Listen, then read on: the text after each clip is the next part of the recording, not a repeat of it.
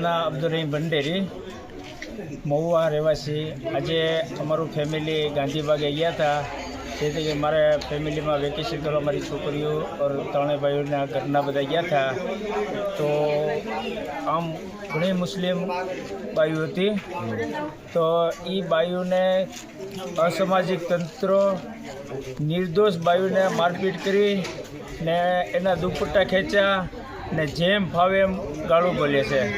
અમારું તંત્રને કહેવાનું એક જ છે કે ભાઈ આ લોકોને સખ્ત સજા મળે ને આવા જો બકરીદ આવવાની છે એવા તહેવારોમાં મુસલમાનની બાઈઓને સેફટી માટે હાથો કાકેનો બંદોબસ્ત કરે, જેથી કરીને મહુવામાં સુલેહ અને શાંતિથી રહે।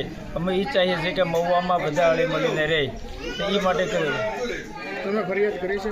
અમે ફરિયાદ કરેલી છે, સાહેબે અમને બહુ સાથ સહકાર આપ્યો છે કે જે વસ્તુ લખાઈ ગયેલી છે બધું અલહમદુલિલ્લાહ લખાણું છે ને સાહેબ પોલીસ ખાતે અમને પૂરેપૂરો સાથ આપ્યો છે।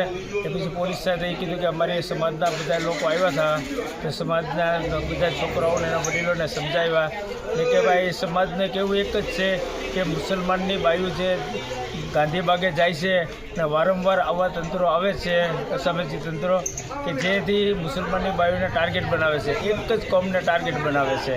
કે ખાસ વિનંતી છે કે ખાતાને કે અહીંયા કાંઈ બંદોબસ્ત મૂકી દે, જો કે સીસી કેમેરા ચાલુ ન હોય તો એને ચાલુ કરાવે, જેથી કરીને જે આ લોકોને પકડવામાં આસાની રહે।